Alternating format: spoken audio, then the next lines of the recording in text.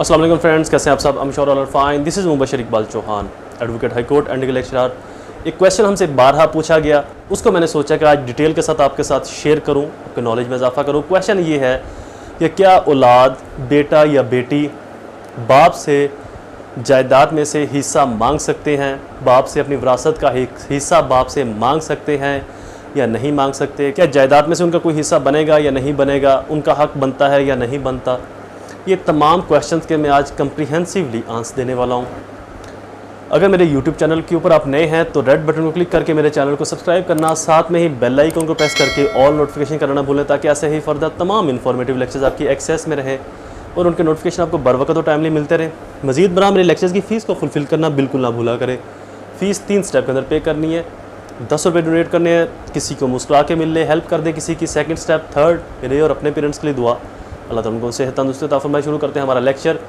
क्या बेटा, बेटी, पोता या पोती अपने बाप या दादा की जायदाद में से हिस्सा मांग सकते हैं या नहीं मांग सकते? बहुत इंटरेस्टिंग क्वेश्चन है। फर्स्ट ऑफ ऑल तो हमें यह समझना होगा कि विरासत है क्या। विरासत आपका हक है भी या नहीं? कैसा हक है आपका? फॉर एग्जाम्पल, एक बाप है, एक शख्स है, उसके पास 1 करोड़ की प्रॉपर्टी है, कैश की सूरत में या प्रॉपर्टी की सूरत में। उसके 2 बेटे हैं, दोनों बेटे कहते हैं कि जी हमें हमारा हिस्सा दिया जाए। तो क्या बाप देने का पाबंद है? अकॉर्डिंग लॉ बाप दे सकता है या नहीं दे सकता? पहले तो ये समझना हमें ज़रूरी है कि विरासत क्या है। विरासत दरअसल वर्ड है विरसे से निकला हुआ, यानी कि आपके अजदाद की कोई ऐसी चीज़ जो बाकी रह गई हो और उस चीज़ पर लोगों की निस्बत आपका पहला हक है, जो बाकी रह गई हो। विरसा जिसको हम कहते हैं, तहजीब की नेक्स्ट फॉर्म है विरसा। फॉर एग्जाम्पल, एक शख्स है, उसकी प्रॉपर्टी 1 करोड़ है, उसकी डेथ हो जाती है। अब वो अपनी प्रॉपर्टी को अपने साथ लेकर तो नहीं गया, अपनी प्रॉपर्टी किसी को देकर नहीं गया, अपनी ज़िंदगी में सारी प्रॉपर्टी को उसने खर्च नहीं किया, मौजूद है, बकाया है उसकी 1 करोड़ की प्रॉपर्टी। अब ये विरसा है, अब किन को मिलेगी? हुकूमत को या अजनबियों को? नो, सबसे पहले इसके ऊपर सबसे पहला हक जो उसके डायरेक्ट असेंडेंट डिसेंडेंट हैं उनको मिलेगा, जो उसकी डायरेक्ट औलाद है, जो उसकी डायरेक्ट वारसान है, उनको मिलेगा। डायरेक्ट वारसान में कौन कौन लोग आ सकते हैं? बेटा, बेटी, बीवी, ये डायरेक्ट वारसान के अंदर आएंगे। बहन भाई नहीं आएंगे। हाँ, बहन भाई तब होंगे अगर औलाद नहीं है, या औलाद तो है लेकिन सिर्फ बेटी है, बेटा नहीं है, तो इस सूरत में भाइयों का किसी हद तक शेयर बनता है। खैर वो एक बहुत बड़ा डिटेल लेक्चर है, उसको कभी उस लेक्चर के साथ ही डिस्कस करेंगे, इसके अंदर उसको नहीं मर्ज कर रहे, कंफ्यूजन ना हो जाए। तो लिहाजा एक बात तो तय हो गई कि 1 करोड़ विरसा है और विरसे पर आपका हक तभी बनेगा, बेटे का हक या बेटी का हक तभी बनेगा जब वो प्रॉपर्टी ओपन हो जाएगी, खाली हो जाएगी, उसका कोई मालिक नहीं रहेगा। जो उसका मालिक था, यानी कि उस बेटे और बेटी का जो बाप था, उसकी डेथ हो जाती है।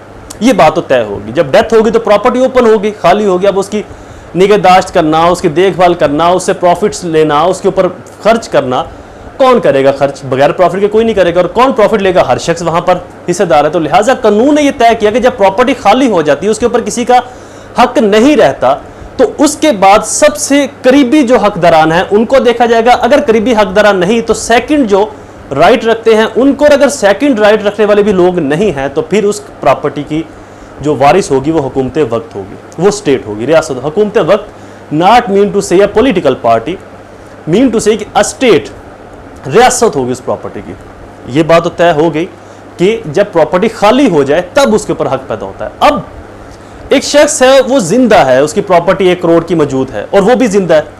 उसके बेटे उसको कहते हैं जी हमें प्रॉपर्टी में से हमारा हिस्सा दो।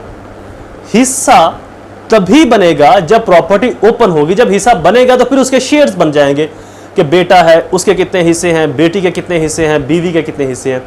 लेकिन जब बाप मौजूद है तो वो प्रॉपर्टी खाली ही नहीं हुई, वो ओपन ही नहीं हुई, वो लावारिस ही नहीं हुई, उसका भी वारिस मौजूद है।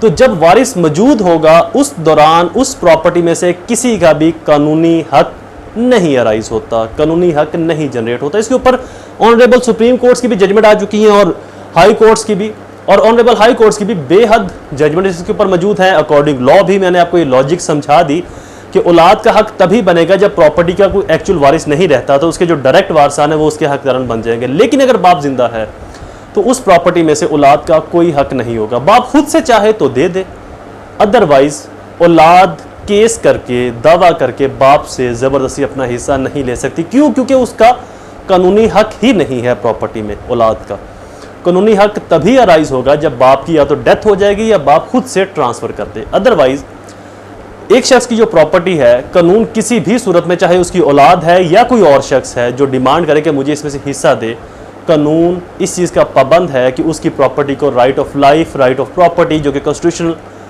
आर्टिकल्स हैं उनकी मद के अंदर लॉ प्रोटेक्ट करने का बाउंड है।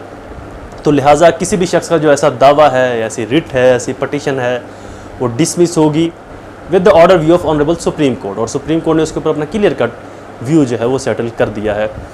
लॉ भी मैंने आपको बता दिया है। तो बाप अगर ज़िंदा है तो उससे दावा नहीं किया जा सकता, उससे प्रॉपर्टी नहीं ली जा सकती विरासती हक की सूरत में। हाँ, अगर बाप की डेथ हो जाए तो फिर उसके पहले वारसान औलाद ही होगी और उनके अंदर ऑटोमेटिकली प्रॉपर्टी तकसीम होगी पर शेयर के हिसाब से, जिसका जितना शेयर बनता है। आई होप ये लेक्चर आपके लिए फ़ायदेमंद साबित हुआ होगा। ऐसे ही इन्फॉर्मेटिव वीडियोस को सुनने के लिए हमारे चैनल को सब्सक्राइब जरूर कर ले। किसी और ऐसे कॉम्प्लिकेटेड क्वेश्चन के मुतालिक आप जानना चाहते हैं तो मुझे कमेंट्स के अंदर ज़रूर बताइएगा। मैं इंशाल्लाह उसके ऊपर भी बहुत जल्द इन्फॉर्मेटिव वीडियो आपके लिए अपलोड कर दूंगा। जल्द हाजिर होऊंगा किसी और इन्फॉर्मेटिव लेक्चर के साथ। तब तक मुझे अपनी दुआ में ज़रूर याद रखें। अल्लाह ताला आप सबका हामी नासिर हो। वस्सलाम।